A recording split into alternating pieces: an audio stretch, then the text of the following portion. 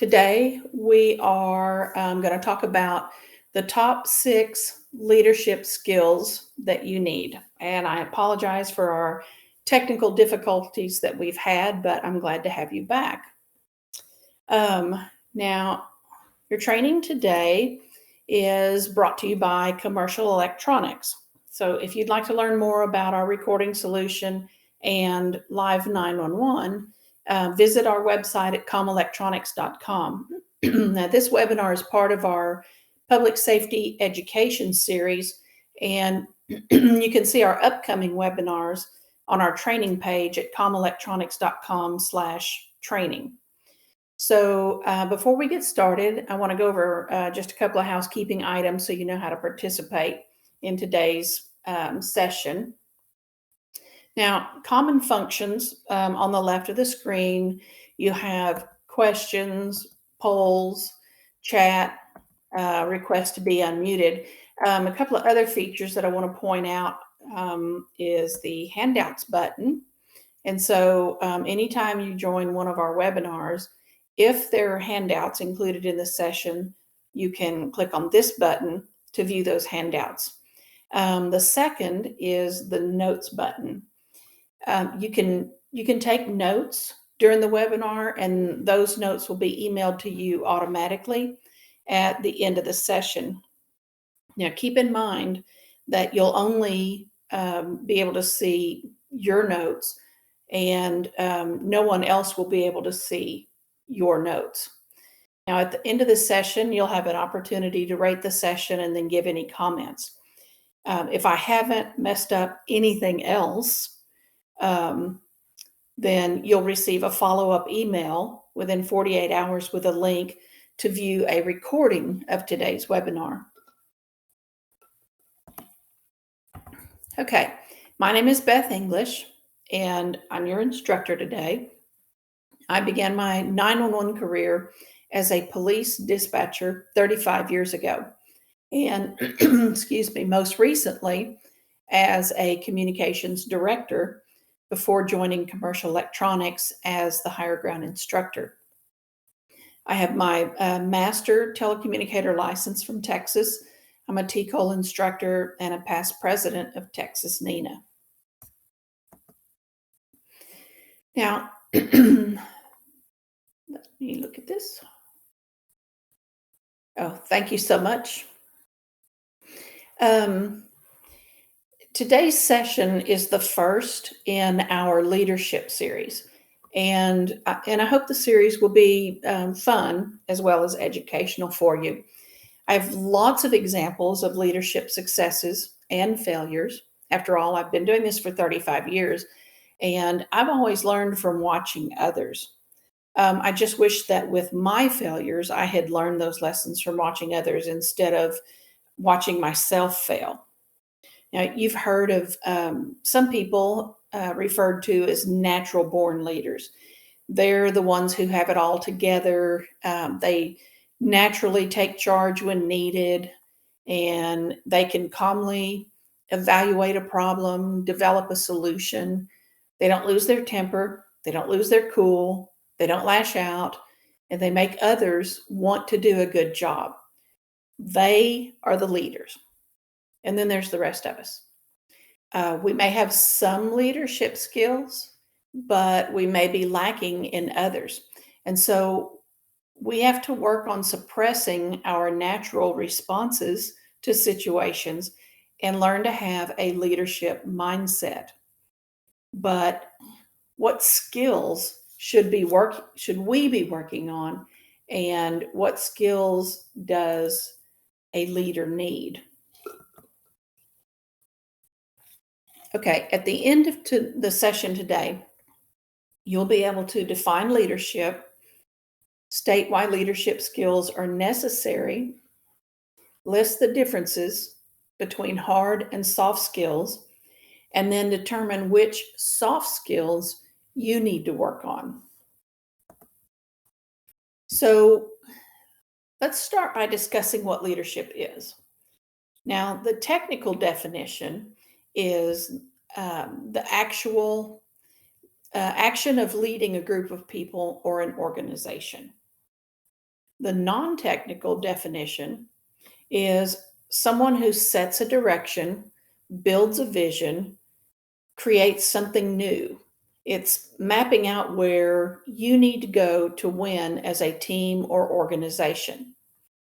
One mistake that's often made by agencies is assuming that the best dispatcher will be that person who can lead the organization.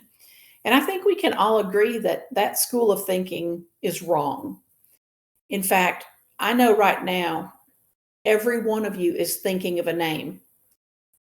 Too many good employees have been lost because the wrong person was chosen as a leader.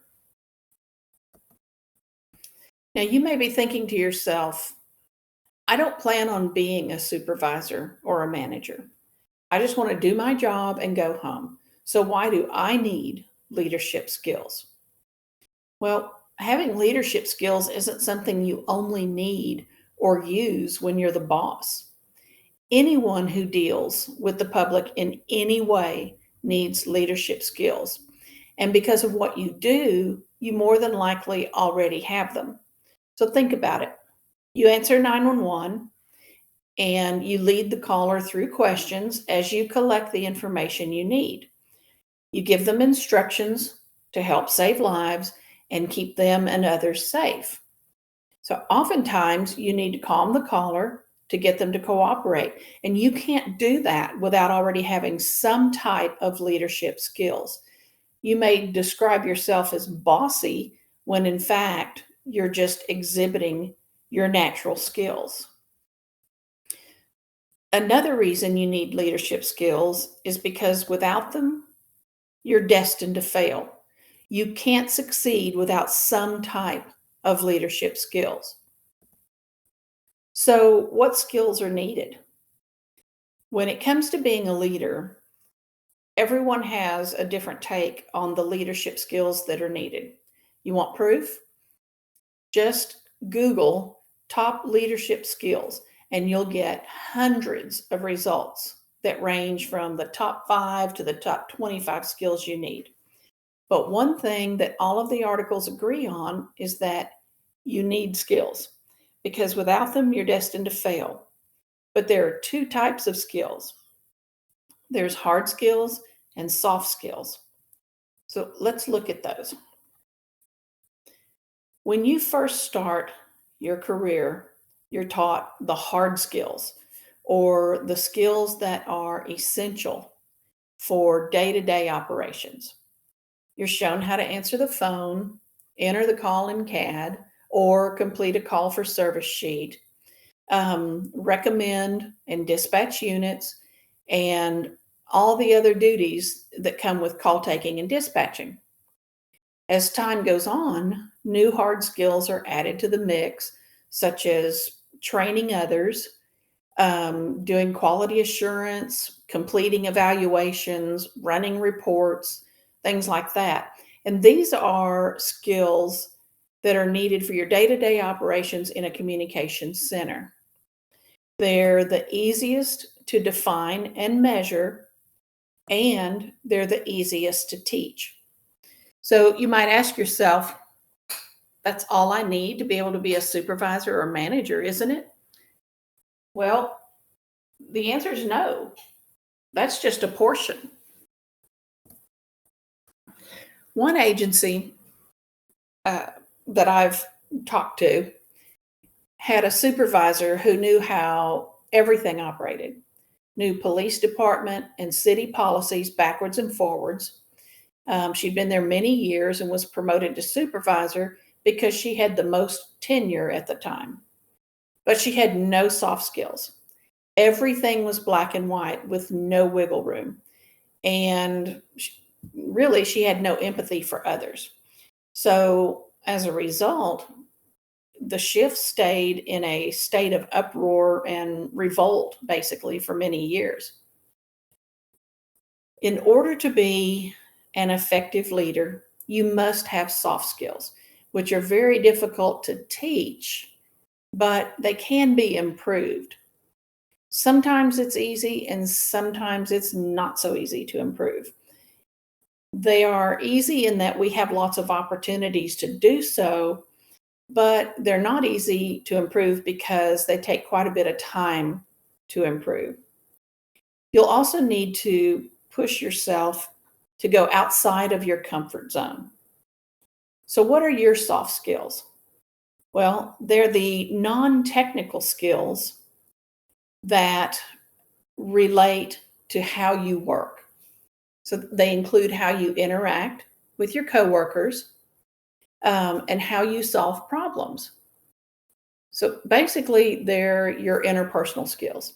And as I said earlier, someone can have excellent job specific skills like being the best dispatcher, but if they don't have the soft skills, they're not going to be an effective leader.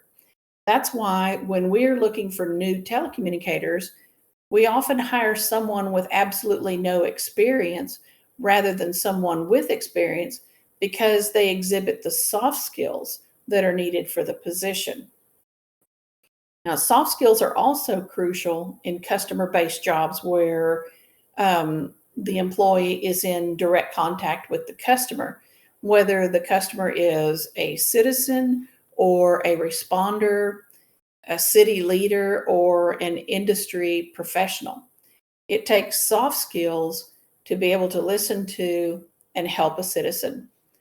Also, to remain calm while sending your responders to danger, or even to interact with city leaders and provide helpful service.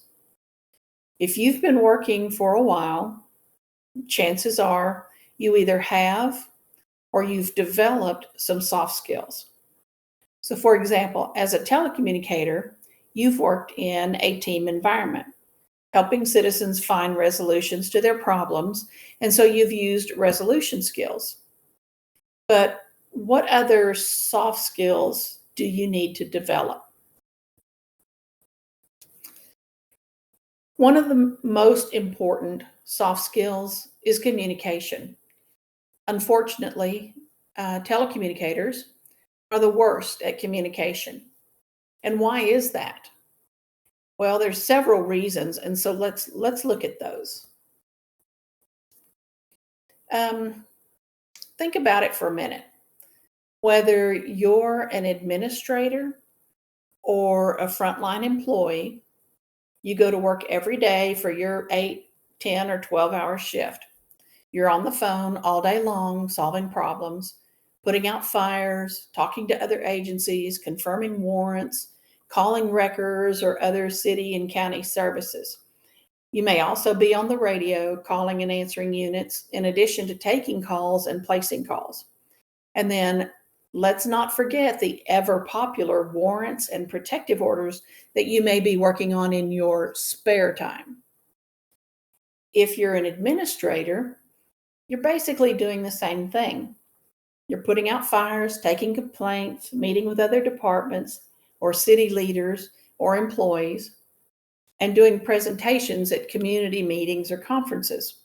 And in your spare time, you're rewriting the SOPs and all other tasks as assigned by your supervisor. So it's easy to see how we get overwhelmed with tasks. So, as an example, one day I received an email for free training and decided that my employees needed to take advantage of it. So, being the good boss I was, I signed a couple of them up for the training. However, I failed to mention to said employees that I had registered them. So when the day of training arrived, neither of them showed up. So that day I learned life lesson 387. Tell your employees what you're signing them up for. Another reason we're such bad communicators is a direct result of what we do. When you are a call taker, you're tasked with getting the information from the caller as quickly and concisely as possible. Then you need to condense it into short phrases that convey what the caller is saying. In order to do that, you've got to take control of the call and get the questions answered, often while the caller is telling you their life story. So what do? You interrupt them to get to the heart of the matter. You need them to get on with it so you can get the information to the responders. Now, over time, we become so focused on getting to the point that we tend to interrupt others while they're talking just to get them to move along.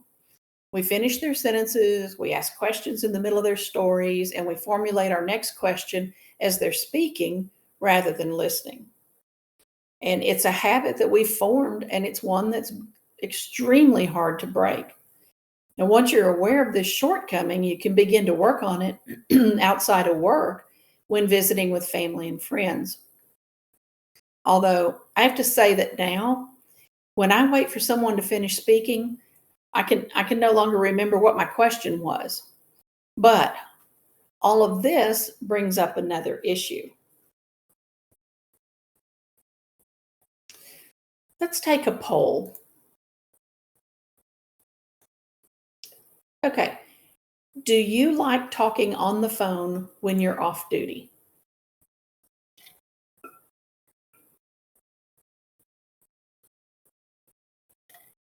Wow. 100% no. Good. I don't feel so bad. Okay. I hate the telephone. Absolutely hate it. So, you know, all of us hate to talk on the phone when we're off duty. And this is another communication failure as a result of our jobs. As I said earlier, you spend all day talking on the phone or the radio, and the last thing you want to do is talk on the phone when you get off duty. Now, as a result, we find ourselves not communicating with our families and friends. We go home wanting total silence, but friends call. The spouse or the kids want to tell you all about their day at work or school. So you ignore phone calls and texts, or you may find yourself zoning out and murmuring the occasional to the spouse and the kids and not really listening. Fortunately for me, my husband doesn't listen well enough to notice when I do this. So it works out for both of us. Now, you also have, let me get over here where I can change this. Oops. You have over communicators and under communicators. Have you ever been in a class or a meeting where one person did all the talking? Not because they were imparting any great information, but because they just wanted to hear themselves talk. They are the over communicators, and they generally lack communication skills. At one agency that I worked for, we would have weekly 15-minute meetings that would last for 3.5 hours. So communication doesn't just involve talking, it also involves listening. The under communicators are those who don't speak up because they think those with the strong personalities or opinions don't want to hear what they have to say. But what if those who don't speak up have something important to say that could very well improve the operations of the center? There are also those who won't communicate different ideas because they don't have all the details or information. For instance, a new employee has a concern about the new hire training program, but since they're new to the agency and they don't have all the details, they don't want to bring it up. Well, they don't have to have all the details to bring up a concern about the training program. They just need to address the fact that they have a concern. How can the training program be made better if the concerns are never communicated? Now, I can tell you firsthand that telling your employees you have an open door policy and they can come talk to you anytime they need to does not automatically make everyone want to come talk to you. Successful leaders are able to facilitate open and effective communication. But how do you do that? Well, to start with, You need to acknowledge that your employees' views are important.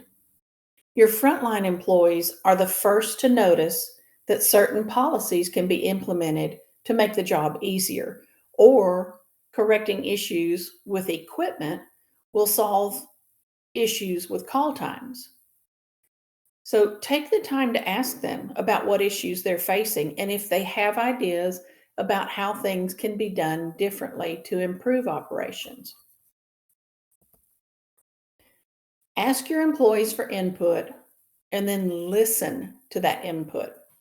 Many years ago, our agency remodeled the old women's jail, and we called it the new women's jail afterward. Um, but they consolidated police and fire communications. When they were trying to decide on carpet for the location, the lieutenant in charge took a survey and asked what colors we wanted. Now, keep in mind, this was in the 80s. And so the top two answers were blue and mauve or blue and gray. Well, what we got was brown and brown. So there's no point in asking for their input if you're not going to listen to what they have to say, because it just creates resentment. Now, when you do talk to your employees, reflect back to them what you're hearing as you speak with them. Rather than listening to their opinion just to counter with yours, repeat back to them what you heard from them. And then also take notice of their body language as they're speaking to you. If they seem agitated or upset, rather than saying, you need to calm down, try saying, I see that you're upset by this. Connect with your employees on a personal level. Many times, supervisors and managers feel that they have to portray themselves as being superhuman with no flaws, no emotions, or any problems that mere mortals have. And this can have a tendency to backfire on them. So, one agency had a supervisor who portrayed herself as being very calm, collected, never angered, and she never shared anything personal about herself. Now, during one period in her career, she was caring for an aging parent with cancer. She didn't tell anyone about it, didn't tell anyone that her parent had cancer. She took personal days as needed to take her parent to the doctor, to surgeries, to chemo, etc. She also took every holiday off to be with her parent because she felt that that would be her last chance to have that holiday with them. But because she'd never shared with anyone what was going on, her employees basically thought she was taking all of those days off just so they couldn't take those days off. And so this ended up in a shift that was just mired in resentment. Had she just communicated to her employees what was happening with her parent, they would have understood and probably been there to support her during that time. Instead, when she went to work, she had to battle angry, resentful employees. Um, and I apologize for the noise if y'all can hear this. It's care flight landing at the hospital. So, what you want to do is you want to make an effort to get to know your employees and let them know you. Let them get to know you beyond, your role in the agency. Um, Ask them about their weekend. Ask them about their families, their children, and their pets, and maybe share with them some of your hobbies, what you did during the weekend, how your family's doing.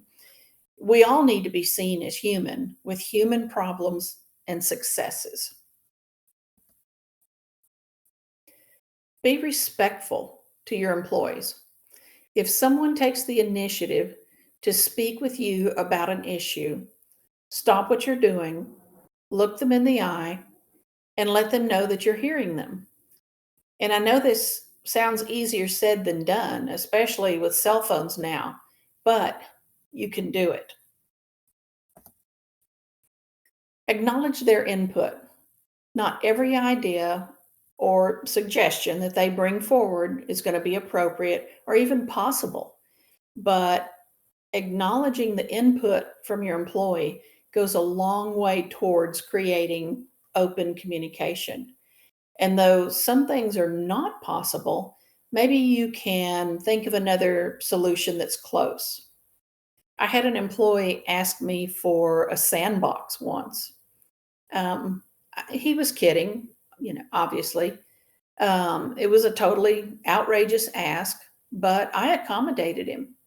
I bought him a miniature 2-inch by 2-inch Zen garden. And, it made him happy, and whatever it takes to keep people happy. You want to recognize your employees. And I know that we talk about this a lot. And our first thought is, we don't have the budget for it. Or, well, we already do that on TC week. Recognition doesn't always have to cost anything. You have an office budget, so get some cardstock, look for a template online, and print out some thank you cards. A handwritten note thanking them for their hard work or congratulating them on a great call, baby delivered, or a life saved can go miles toward opening lines of communication. And then schedule regular meetings and stick to it. It's so easy to get blown off course by other issues that, crowd out your days. So rather than scheduling meetings for every week, try scheduling quarterly or biannual meetings. These are easier to stick with, and having meetings with all of your employees ensures that they all hear the same things from you. And then address problems when you see them. If there's a problem with an employee, handle it. Don't make your other employees have to deal with that problem every day. When you avoid handling problems, your other employees think that you aren't capable of holding people accountable, and they lose trust in you. Now, let's do another poll before we go on. If you ever had a leader who lacked integrity, how did it make you feel?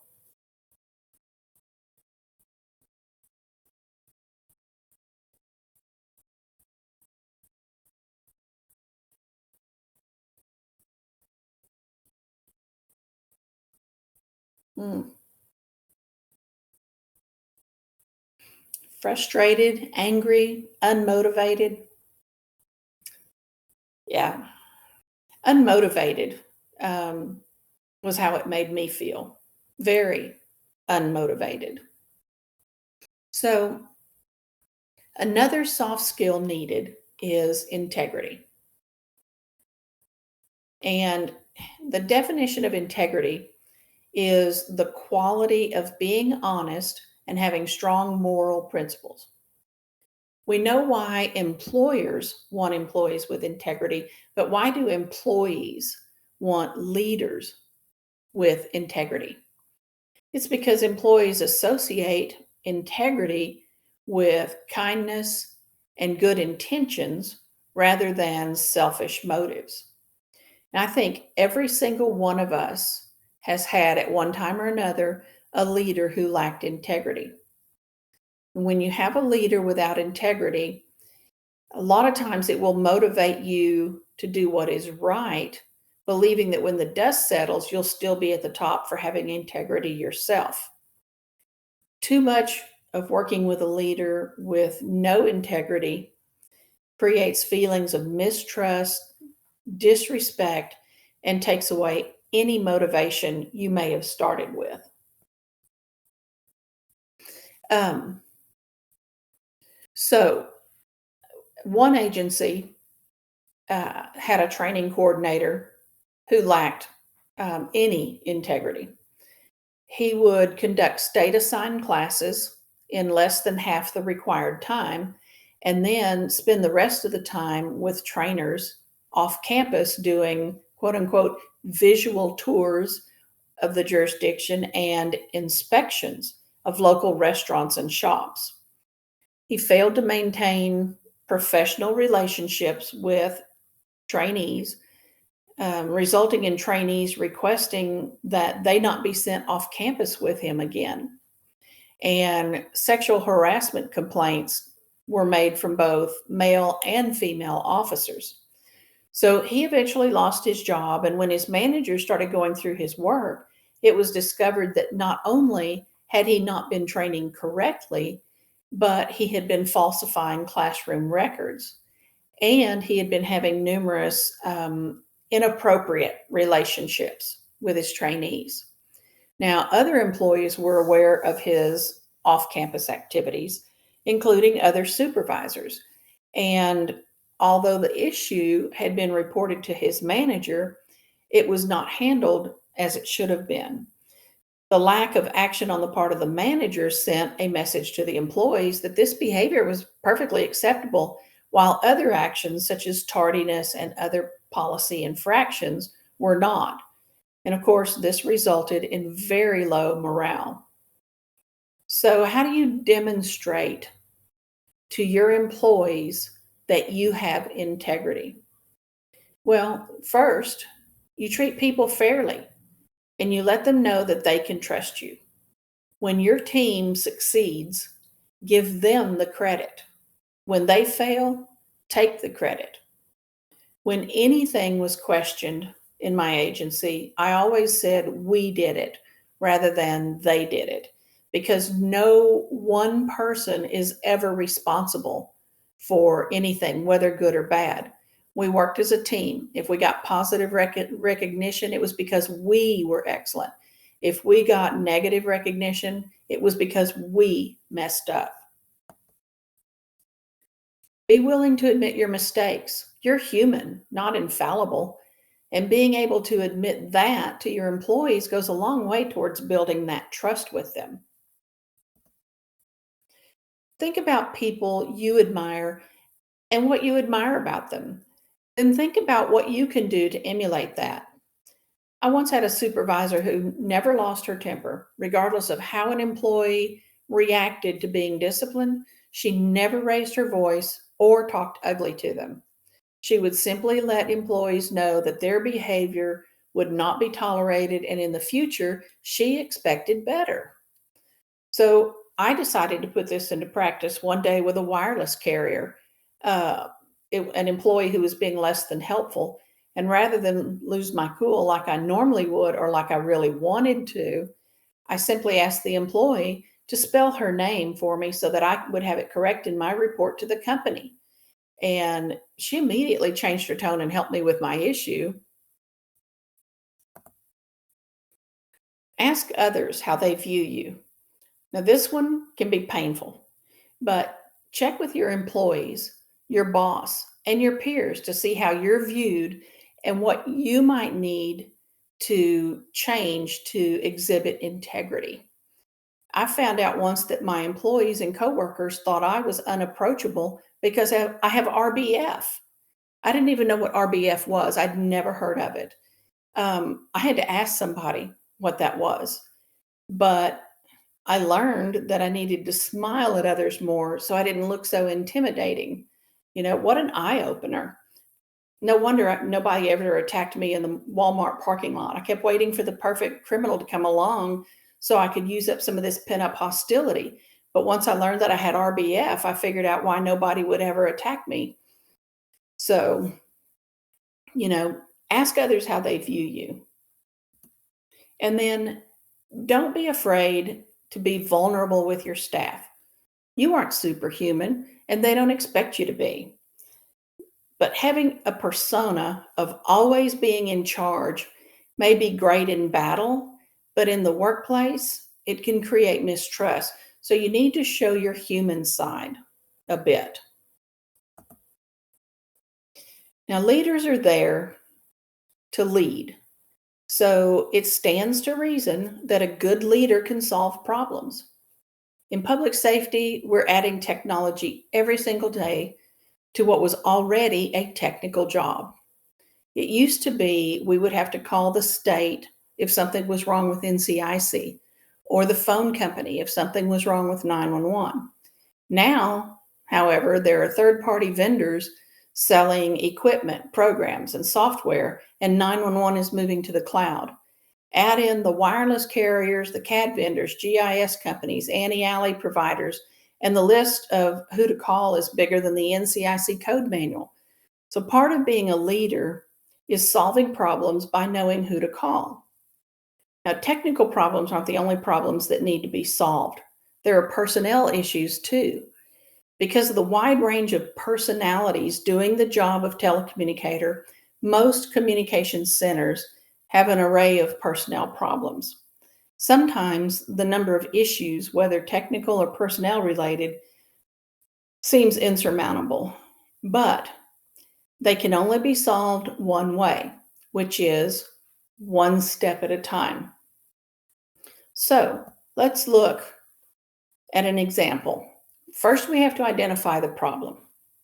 So you keep hiring new people, and after a couple of months, they leave. And this is a problem that I'm seeing on the nocturnal dispatchers every day.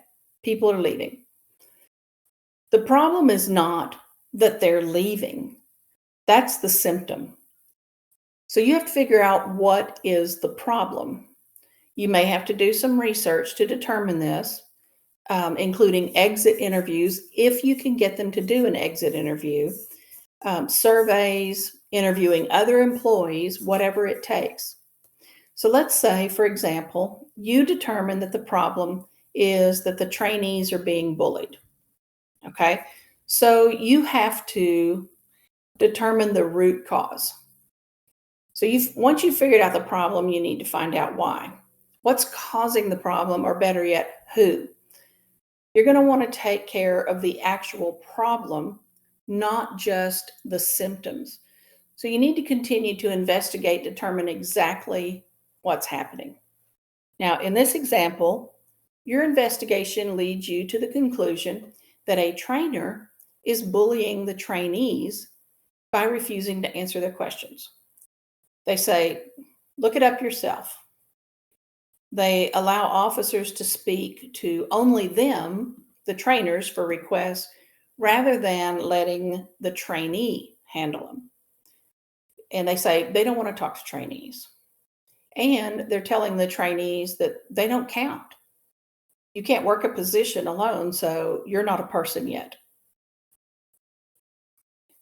Once you've determined the root cause, you need to come up with solutions, as in plural. This means you may have to think outside of the box.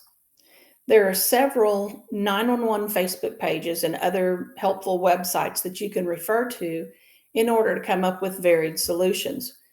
Talk to supervisors you've met from other agencies, or check with a mentor. If you don't have one, sign up for one on the NENA website or your state's chapter website, or check with a trusted source at one of the departments you dispatch for. The more people you can talk to, the more ideas you can come up with. So in our scenario, our solutions might be relieve the trainer from training duties, move the trainer to another shift and or trainee so you can monitor them, make the trainer put the responders on hold until they can talk to the trainee, move the trainee, counsel the trainer. Maybe he doesn't know that he's being perceived as a bully, or counsel the trainee. Maybe she is being too sensitive. Then you want to determine the best solution. So now that you've got multiple solutions available to you, determine which one is the best. Think about these things. Do you have the resources to make it work? Do you have other trainers? What are the risks? Will moving the trainer hurt others' morale? Does your final solution benefit as many people as possible? And can you measure the success of your solution? So let's say that we decide to counsel both the trainer and the trainee, and we decide to separate them because there's already friction between them. So we determined that this is going to work because we have another trainer that can work with that trainee, and we have another trainee who is further along in training than the other one. So the trainer will be able to relax a bit more with her. So, how do we measure the success of this? Well, we'll measure it by daily observation report scores and regular interviews with the trainees. Then you want to implement the solution. Now, obviously, trading trainees and shifts takes planning, so work on your schedule to see when that can happen. Be sure to let the shifts know that a trainee changes in the works and when that will happen, and then make it happen. And then once your trainees have had time to get accustomed to their new trainers and their new shifts, start measuring the success of your solution by interviewing the trainees. Find out how they think their training is going. Look at their DORs to determine if their scoring accurately reflects their abilities. If you have the ability to do so, use the live monitoring feature in your recording system to listen to them as they work, whether they're taking calls or dispatching units, and see for yourself if you agree with their scores. Now, whether your first solution worked for you or you have to go to plan B, these steps are going to work for solving any problem. Now, while it may not seem so on the surface, being able to delegate is an important leadership skill. Like we talked about earlier, some leaders feel that they have to appear to be superhuman, and one way that they do that is by hanging on to all of the work. There's a mistaken belief that to be a leader, you have to be busy, which is not the same thing as being productive. So when you try to do too much, you become too involved and not essential enough. Your goal should be to have a good mix of being essential and being involved. But being essential depends on how wisely you activate those around you. To determine if you're too involved in your work, ask yourself this question. If I had to take an unexpected week off work, would my priorities still move forward in my absence? If the answer is no, then you're too involved. You should be able to have the confidence to step away from your job, take some time off, and know that your agency will still run smoothly because you've involved more than yourself in meeting your expectations and priorities. We all know that people feel more engaged and have more ownership of their agency when they are more involved. If an employee contributes to the SOP or the policy manual or the training manual, they're going to be on board with the policies and the procedures because of their involvement. If you have trouble letting go of tasks because you're not sure others are on the same page as you, then it's up to you to get everyone going in the same direction. Now, to do that, I picture it as a marching band. So if you were ever a band nerd, you'll know exactly what I'm talking about. But at the beginning, everyone goes outside to the marching field, waiting for practice to start. They linger around, different people playing scales, different songs, warming up their instruments, etc. And then when the band director comes out, he lines everyone up in formation. He may step off the yardage. He may tell everyone to get on their lines. Whatever he has to do, he gets everybody lined up and he gets them facing the same direction. And then he tells them which marching pattern they're going to march, and the shapes that they're going to create with their steps, and where they're going to end up at the end of the song. So when they start, they all move in the same direction. And this is your goal as a leader, is to get everybody from wandering around playing different songs and scales and things like that to everybody marching in the same direction. When people don't understand how they fit into the big picture, they tend to care less than those who do. They need a reason, and you have to give them that reason. If you'll remember, I mentioned a supervisor earlier who had no soft skills. She didn't communicate with her employees at all. And they would often receive memos stating a new policy was in place or a new procedure was to be followed with no reason given, just we're going to do this. And many times the new procedure, it either didn't make sense or it caused more work for the employees. This lack of communication caused a lot of resentment. Now, had they been given a reason for the new procedure or the policy, told how it fit into the big picture, and then been given an opportunity to provide input, they would have been more likely to accept the change and tried to make it work. Instead, there was an entire agency of disgruntled employees with extremely low morale. You can't motivate your employees if you can't explain why something matters to you or the agency. People get excited about things when they know they're going to be involved and they understand their role in making it happen. They need to know what your expectations are, how you want them to fit into this project, and that their capabilities align with your expectations. So to do this, you need to carefully communicate it to them and then let them reflect back to you what they heard. And this makes sure that you both have the same expectations. Now, most of us have probably been to a class in which the instructor talked about communication and had us do an exercise with a piece of paper. He told us to fold the paper in half, then in half again, then fold the top corner down, etc.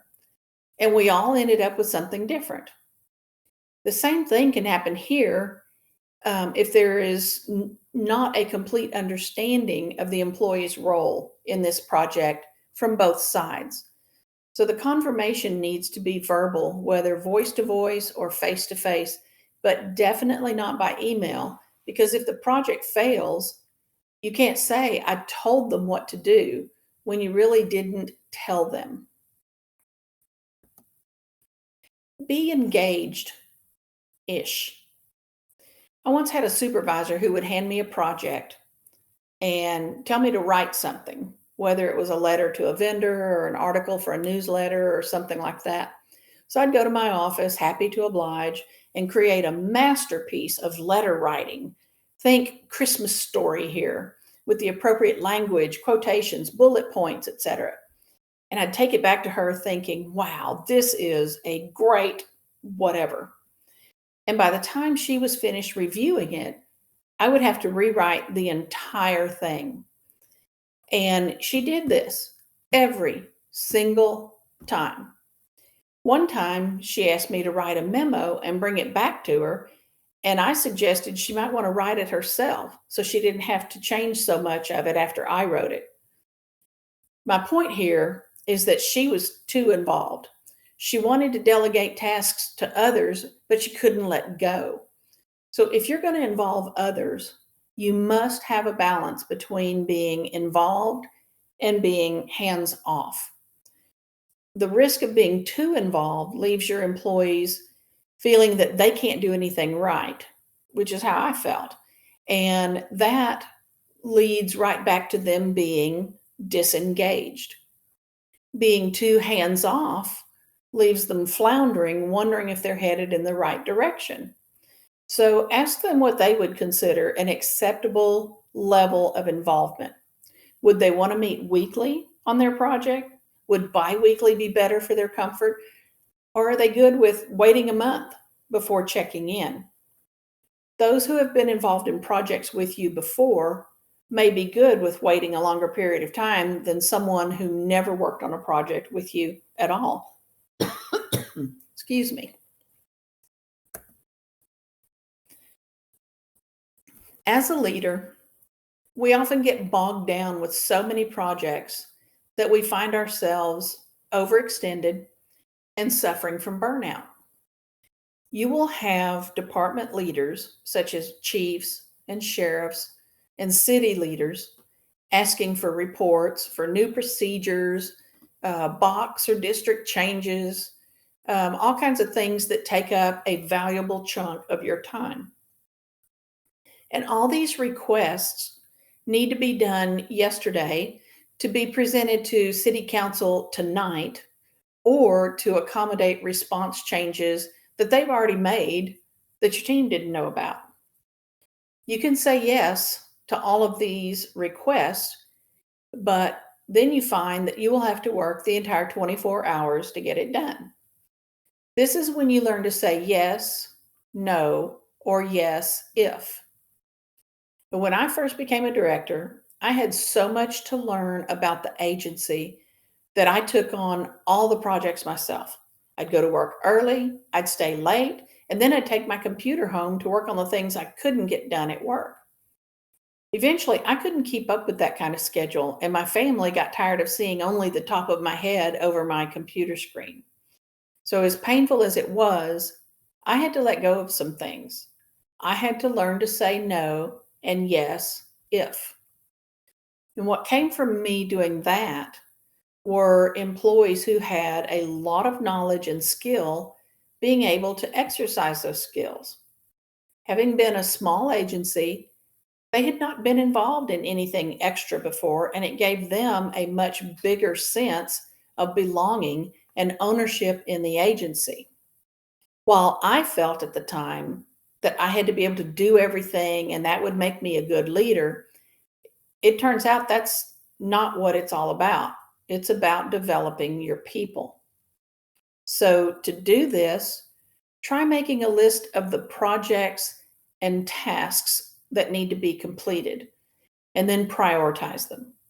Determine how much time you're spending on each one and see if the amount of time aligns with the priority of the task. If not, the ones that are taking up most of your time that are lower on your priority list should be reassigned. Now, consider your employees' unique talents and skills. Do you have a project that needs attention to great detail? Consider assigning that to your employee who enjoys entering protective orders and doing validations. And yes, there actually are those people. What about that speech that needs to be ready to present to the City Council tonight, explaining how the newly consolidated center runs? Do you have someone who used to be a teacher or who loves giving talks to groups? Have them write a draft of the speech to get you started. More than likely, you have someone on your staff that is a database person. Have them enter the new grids or boxes into your CAD system. Once you delegate some of your projects, not only does it help you achieve your goals, but it also gets your employees involved and taking ownership of your agency like never before. So let them go forth and conquer.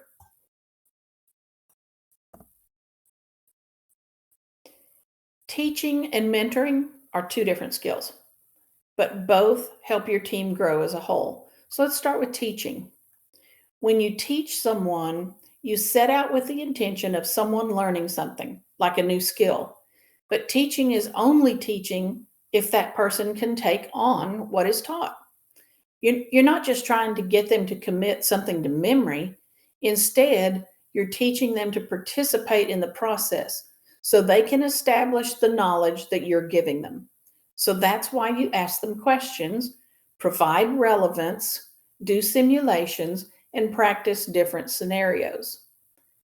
To teach others, we need to focus on what exactly we're trying to teach them, and then ensure that they understand the what and the why. As I said earlier, if you're the only person in your agency who can handle a certain task, then you need to teach that task to someone else for continuity of operations, and you need to convey to them the importance of them learning that task. You also need to have knowledge of your subject. I've been told in the past that if you want to learn about something, teach it. When I was a TCIC, NCIC associate trainer, I would come across questions that initially I couldn't answer. So I would research it. And before long, I could answer any and every question about the system. I could quote the actual Texas government codes that dealt with the unauthorized use and dissemination of criminal history information and the resulting penalties.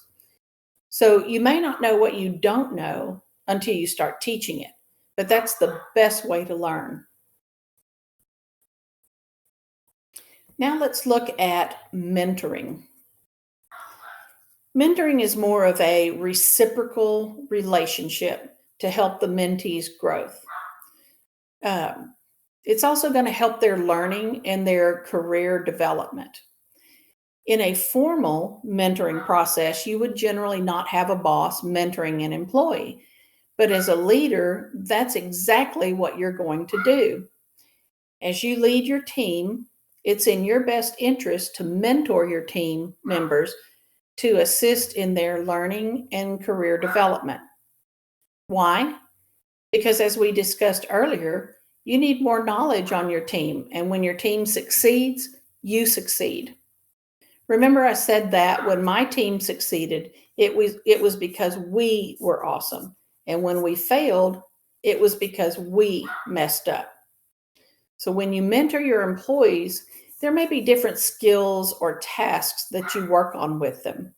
For instance, you have an employee who wants to be more involved in the industry and not just collect a paycheck every other week.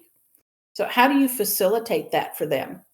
For starters, have them do some public education sessions with civic groups. Who else is better at explaining how your center runs than someone who is in the trenches every day? Are they afraid of public speaking? Well, have them start with elementary school children. Half of them aren't paying attention, and the other half just wants to go to the bathroom. So, this gives your employees great practice and a chance to determine what needs to be added to the session. Once they're comfortable doing that, let them spread their wings a little more. And most of us have little to no training budget. So, sending someone away from the agency for training or networking is almost impossible. But consider this: both NINA and APCO have scholarships for emergency communications operators who want to learn but don't have the funds. In Texas, both of our state chapters have training scholarships.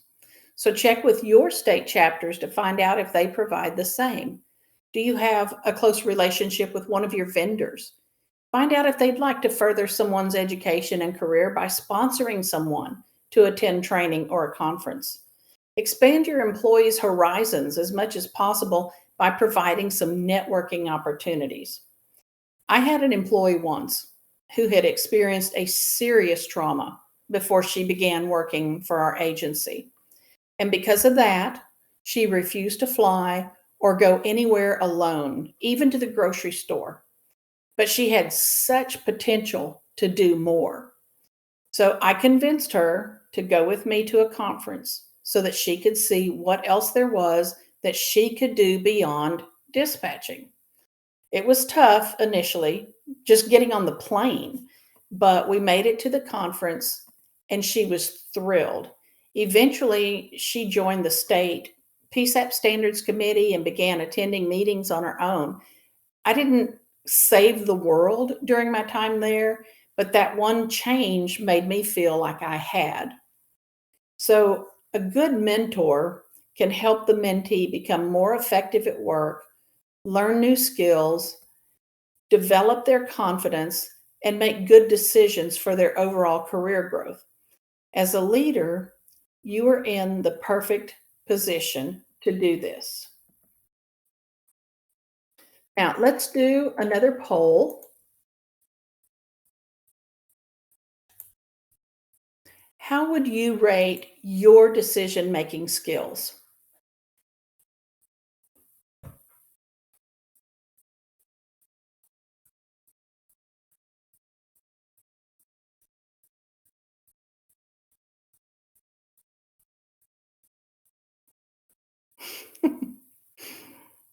Okay.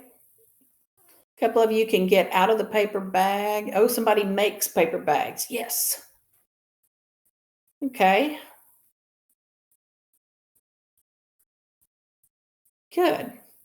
Well, one out of all of us makes paper bags. Bless you. Okay. It is critical in our industry that we be decisive.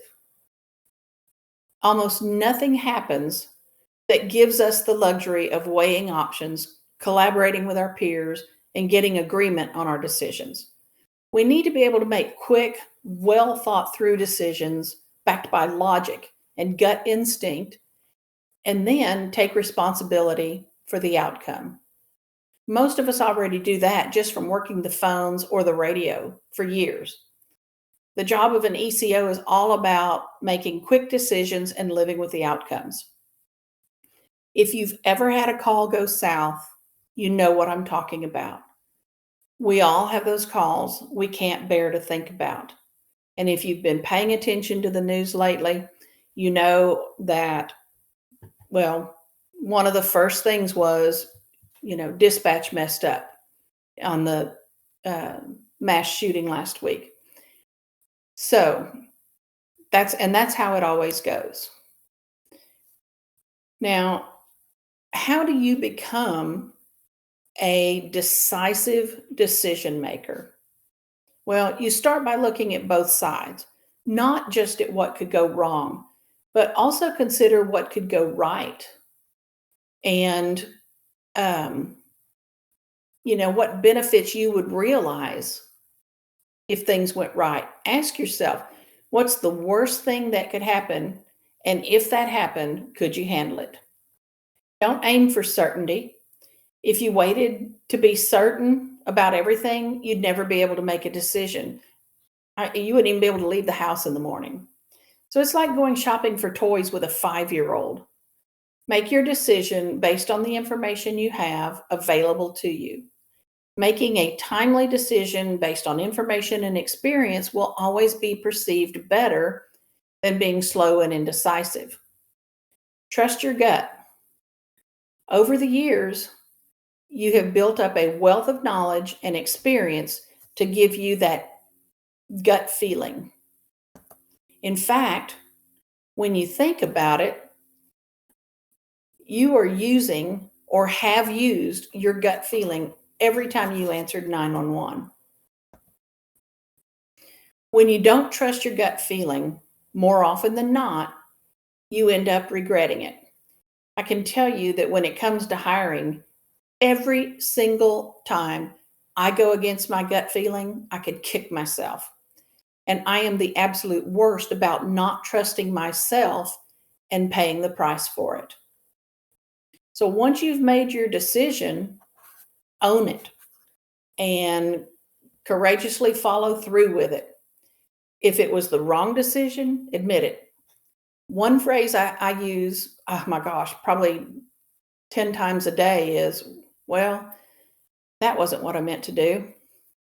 And it may not have worked out the way you wanted it to, but the fact that you made the decision based on information and experience rather than hesitating speaks to your leadership skills. So, before we finish up, let's take another quick poll.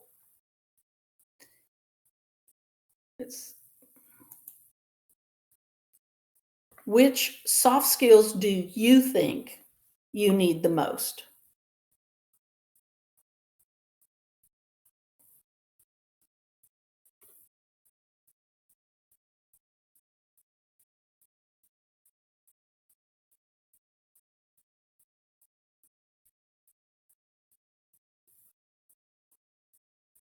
Okay.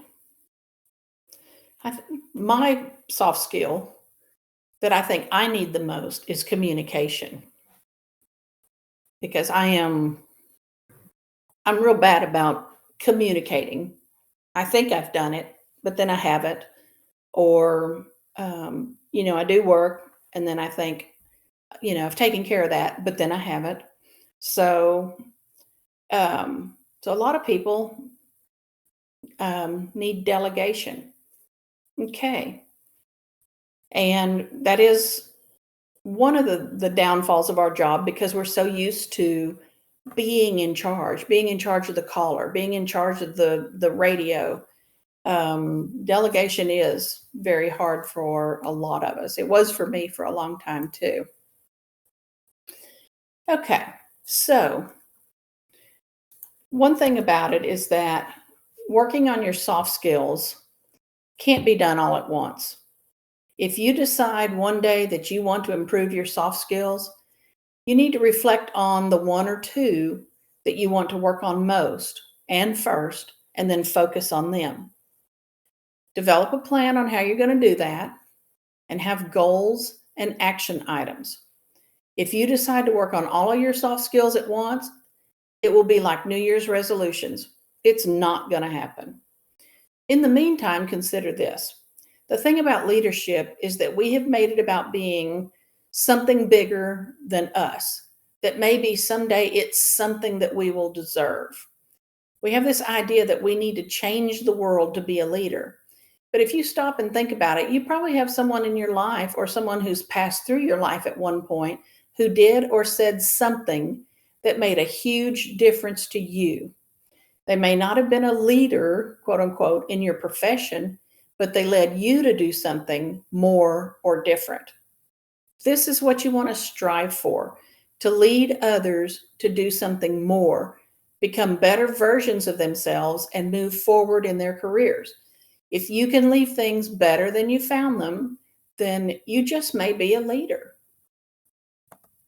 Now, before we get to the questions, I wanted to let you know to tune in, same bat time, same bat channel, next month for our next session.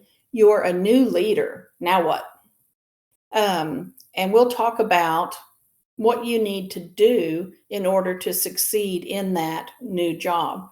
So that'll be July 6th at noon Central Time. So if you have questions, go ahead and send those in, and I'll answer those. In the meantime, remember, if you need information on today's lesson for continuing education credit, send an email to training@commelectronics.com, or you can send it to me at beth@commelectronics.com. And then remember that this training was brought to you by Commercial Electronics, provider of public safety solutions, including Higher Ground, Next Generation 911 recording, and Live 911. So have a great day, and I will still be here. If you have questions, just send those in and I will answer those.